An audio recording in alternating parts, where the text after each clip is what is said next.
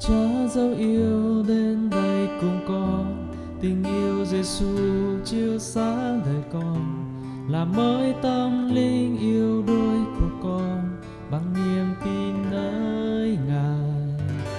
Nguyện xin dâng Cha cả cuộc đời con và thờ phượng Cha là vua đời đời. Quyền năng của Cha cứu dân tộc con để không hư mất. Lạy Cha dấu yêu đến đây cùng con, tình yêu Giêsu chiếu sáng đời con, làm mới tâm linh yêu đuối của con bằng niềm tin nơi Ngài. Nguyện xin dâng Cha cả cuộc đời con và thờ phượng Cha là vua đời đời. Quyền năng của Cha cứu dân tộc con để không hư mất.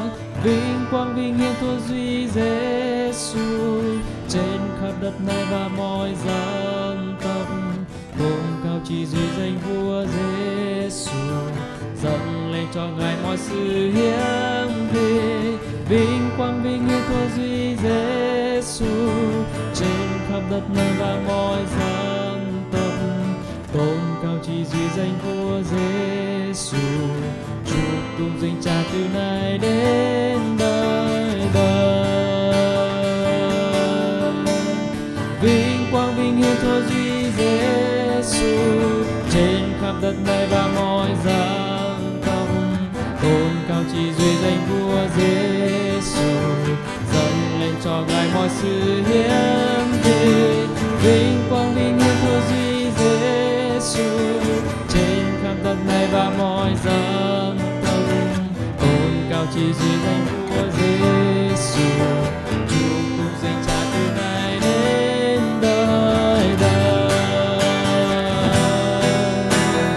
Vinh quang vinh hiển Thua duy Giêsu trên khắp đất này và mọi dân tộc.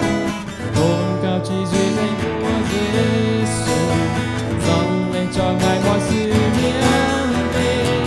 Vinh quang vinh hiển Thua duy Giêsu trên khắp đất này và mọi dân tộc. Tôn cao chỉ duy danh vua Giêsu, chúc tụng danh Cha từ nay đến đời đời. Chúc tụng danh Cha từ nay đến đời đời.